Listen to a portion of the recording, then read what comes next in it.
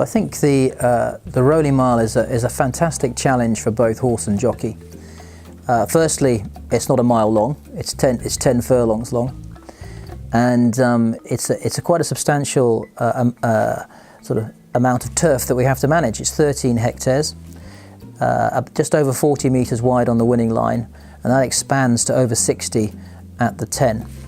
And of course, that allows us the flexibility to have significant field sizes, and of course the Cambridgeshire is 35, and that makes it the largest sort of field coming out of starting stalls of any race staged in the world. In fact, we staged the two greatest numbers of runners in any races in the world, and they of course are the Cambridgeshire and the Cesarewitch, the famous autumn double.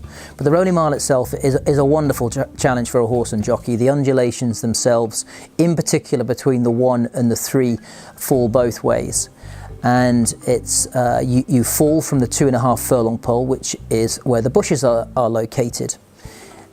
When you're standing in the parade ring before a race, you listen, and you can just hear in a little bit sometimes to trainers giving their instructions to the jockeys, and they'll be instructing them and where they should be at specific points in the race, and most importantly the bushes, because you can see the bushes very evidently when you're riding.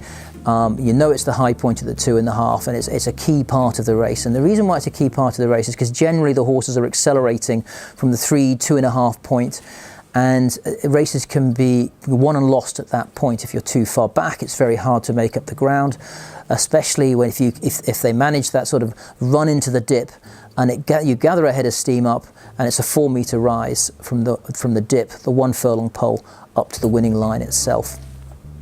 So race tactics are absolutely key, but one of the really key pertinent points about the Rowley Mile is wind direction. If there's a headwind, you really do need it's very hard to win from the front.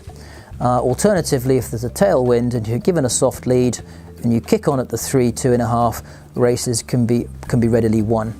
So when you come racing at Newmarket, I think one of the first things, apart from the going description itself, is to look at what direction the wind is coming from and what speed it actually is, and is it going to be assisting, or is it going to be non-advantageous in their faces.